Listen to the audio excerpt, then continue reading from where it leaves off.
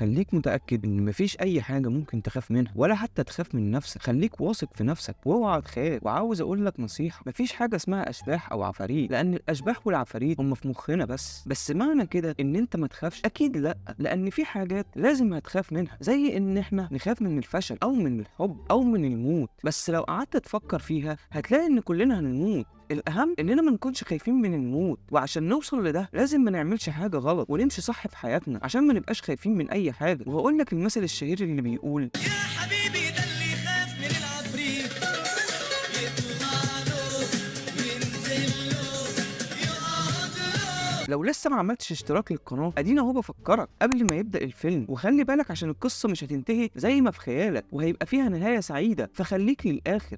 بيبدأ فيلمنا النهارده بياسين واللي عنده 11 سنة وبيخاف من كل حاجة، حتى بيخاف انه يروح يكلم صاحبته سالي، بيبقى خايف انها تقول لاصحابهم ويتريقوا عليه، لدرجة انه اي حاجة بيخاف منها يا اما يكتبها يا اما يرسمها في الكشكول بتاعه. هديك مثال على الحاجات اللي هو ممكن يكون بيخاف منها. بيخاف مثلا ان الحمام يتسد ويغرق المدرسة كلها، وبيخاف ان هو يجاوب الاسئلة في الفصل مع ان الاجابات بتاعته بتكون صح، بس بيبقى خايف ان هو لما يجاوب اصحابه في الفصل يتريقوا عليه. بيخاف من الموبايلات، بيخاف من لسع الناموس، ده حتى بيخاف يقول لحد صباح الخير، وبيخاف من اوضه اللبس، وبيخاف من شاهر الرخم اللي خد منه الكشكول بتاعه وكان هيضربه. ولما بيرجع الفصل المدرسه بتطلب منهم انهم يسجلوا اسمهم في كشف رحله القبه الفلكيه، بس ياسين بيبقى مرعوب من الرحله دي. ولما المدرسه بتساله بيقول لها ان اهله رافضين ان هو يروح الرحله دي. ولما بيخرج من المدرسه بيلاقي سالي جت تكلمه وبتقول له ان هي هتكون مبسوطه لو راح الرحله معاها. ولما بيروح البيت اهله بيسالوه انت ليه ما كتبتش اسمك في كشف الرحله، واحنا عارفين انك بتخاف بس عايزينك تكون واثق في نفسك وتروح. ولما بيجي ينام بالليل قبل مامته ما تقفل الباب بيطلب منهم ان هم يحكوا له حكايه قبل النوم عشان خايف من الضلمه، ولكن بيقولوا له انت كبرت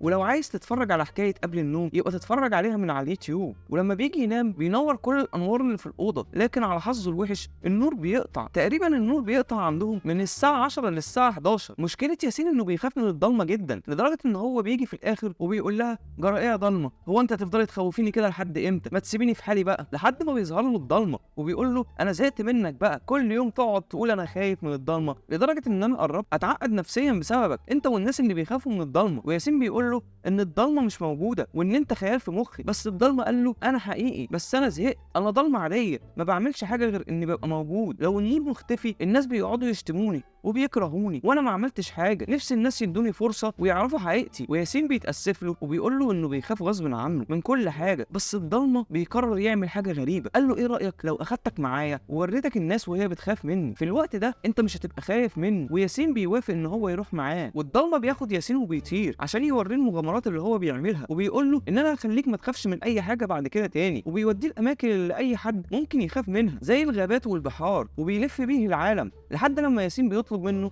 ان هو يرجعه البيت. بس الضلمه ما بيبقاش عارف يرجعه البيت امتى، فبيقرر ياسين ان هو يفضل مع الضلمه لحد لما يروحوا البيت. والضلمه بيقول له ان انا احسن حاجه، لان لو انا مش موجود بقيت اصحابي مش هيعرفوا يشتغلوا ثانيه واحده. انت ما تعرفش هم مين اصحاب الضلمه، انا هقول لك عليهم: الارق والدوشه والهدوء والاحلام الجميله والنوم. ولما الليل بياخد ياسين عندهم عشان يعرفوا عليهم هما بيتضايقوا جدا وبيقولوا له ان احنا القوانين بتاعتنا ما ينفعش تخلينا نتعامل مع البني ادمين، وان انت كده ممكن تعمل لنا مشاكل. واحلام سعيده قالت لياسين احنا اسفين يا ياسين، انت مش هينفع تكمل معانا بعد كده، ده زي كده البنت اللي انت كنت فاكر ان هي بتحبك لما قالت لك احنا مش هينفع نكمل مع بعض. بس ضلمه قال لهم انا مش هينفع ارجعه، لازم يفضل معايا لمده 24 ساعه بس علشان اعرف ارجعه. ولما بيفكروا بيلاقوا ان كلامه صح وبيقرروا يفضل معاهم لمده 24 ساعه بس. وياسين شافهم وهما بيشتغلوا، يعني شاف نوم بتنيم الناس ازاي، وهدوء وهو بيمتص صوت الدوشه، وارق وهو بيزعجهم، ودوشه وهي بتعمل اصوات غريبه، واحلام وهي بتخلي الناس يحلموا باحلام سعيده. بس ياسين بيبوظ شغلهم كله وكلهم بيبقوا متضايقين منه عشان بيعمل لهم مشاكل، لدرجه ان هو مع احلام الجميله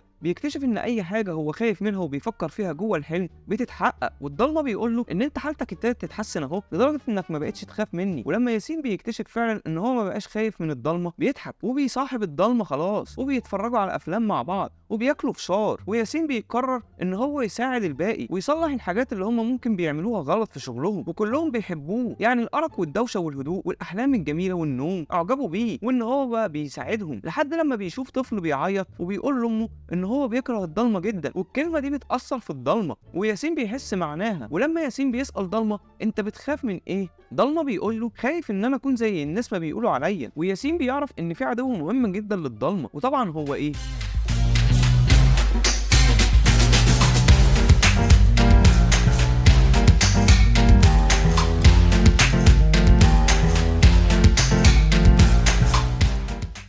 شاطر، النور. وبيقول لهم انا فعلا بحب النور عشان بيحسسني بالامان والدفء، وبيقعد يقول للباقي ان النهار والنور احلى وان فيهم حاجات كتير حلوه وانتم ما تعرفوش الحاجات دي عشان انتم على طول عايشين بالليل. ولما الضلمه بيسمع الكلام اللي هو بيقوله ده بيتضايق، ولما ياسين بيقعد مع اصحاب الضلمه عشان يقنعهم ان الضلمه كويسه زي النور بيقولوا له لا احنا عايزين نجرب النور، وبيقرروا ان هم ما يكملوش معاه ويسيبوا الضلمه لوحده ويستنوا النور يكملوا معاه. والضلمه بيزعل وبيسيبهم وبيمشي، وبيقرر ان هو طالما هيفضل عايش لوحده يبقى حياته ملهاش اي لازمه، وبيقعد على جبل يستنوا النور لحد اما يجي. وللاسف النور لما بيجي الضلمه بتنتهي وياسين بيبقى قاعد مصدوم. لما بتنتهي الحكايه بنكتشف ان ياسين كان بيحكي الحكايه دي لبنته هانيا علشان تبطل خوف، وهو بيحكي لها ده بيوصلوا لحد مبنى القبه الفلكيه واللي ياسين بيبقى شغال فيه. وهانيا اتصدمت من النهايه دي وما عجبتهاش وقررت ان هي تغير النهايه، وبتبدا القصه الجديده بتاعه هانيا اللي هي الفتها، وهي انها هتقابل ياسين وهيبقوا هما الاتنين في سن بعض. وبيقول لها ان هو خايف مش عارف يروح ازاي، وبتقول له انا عارفه قصتك وعارفه الحكايه وان من غير الضلمه احنا مش هنعرف ننام، ولو الناس ما نامتش هيتجننوا. وبيقرر ياسين وهانيا انهم يروحوا لاصحاب الضلمه ويقنعوهم ان هم يرجعوا تاني، وفعلا بيرجعوا تاني بعد ما بيشوفوا ان الناس بقوا تعبانين جدا بسبب ان مفيش ليل وضلمه، وكلهم بيقرروا ان هم يرجعوا الضلمه تاني. وهانيا بتقول لي ياسين ان الضلمه في مخك انت وان هو ما ماتش لانه عايش جواك وانت الوحيد اللي تقدر تعرف توصل له. وياسين بيقرر ينام ونوم بيساعده، وبتدخل هانيا واحلام جميله جوه مخه، وبيوصلوا لليوم اللي اتقابل فيه هو وضلمه في بيته، وبنلاقي ياسين وضلمه اتقابلوا وضلمه بيفرح وبيقول له انت رجعت علشاني. فياسين بيقول له طبعا علشان انت صاحبي. بس بيتفتح دولاب في اوضه ياسين وبيبقى جواه عاصفه بتشد ضلمه وياسين كمان، والكتب بتاعت ياسين بتتفتح وبيطلع منها كل الحاجات اللي هو بيخاف منها. وقبل ما يقع هانيا بتلحقه وبتشده، وهانيا بتقول له ان الواحد عشان ينتصر على خوفه لازم يواجهه، والعاصفه دي عشان تنتهي من مخك يا ياسين لازم تواجهها وتبقى مش خايف منها بعد كده. واحلام بتساعده وبتخليه يربط نفسه بحبل وهي بتمسكه عشان تشده منه، وياسين بيرمي نفسه جوه العاصفه اللي هو بيخاف منها وبيوصل للضلمه وبيمسكه، واحلام بتشدهم ولكن بتلاقي الحبل بيتقطع، فبتقرر ان هي تخرج وتبلغ باقي اصحابها انهم لازم يصحوه علشان يفوق من الحلم ده، وبيقعدوا كلهم يحاولوا يصحوه قبل ما يدخل هو وضلمه في نهايه العاصفه ويموتوا.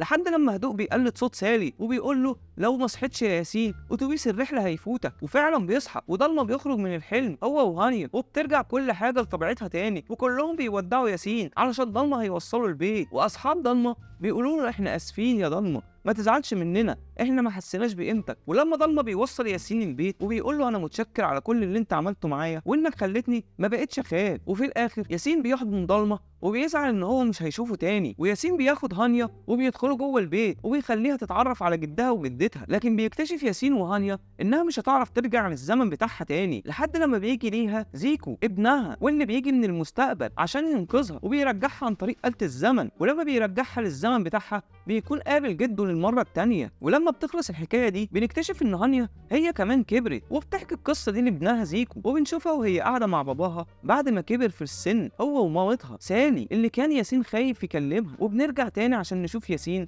عمل ايه مع سالي في رحله القبه الفلكيه وهم قاعدين بيتفرجوا على النجوم. وبما انك وصلت لهنا عايزك تقول لي في تعليق ايه اكتر حاجه بتخاف منها، يمكن تلاقي اللي بيخاف زيك. ودي كانت حكايه جديده من حكايات قبل النوم، وعشان انت على اليوتيوب عاوزك تسيب لي تعليق باسم الفيلم اللي عاوز تشوفه، بس في الاول هتدوس على اشتراك عشان تعرف اول ما انزل الفيلم. كان معاكم يا عزاز على قلبي خالد ابراهيم من حكايات قبل النوم.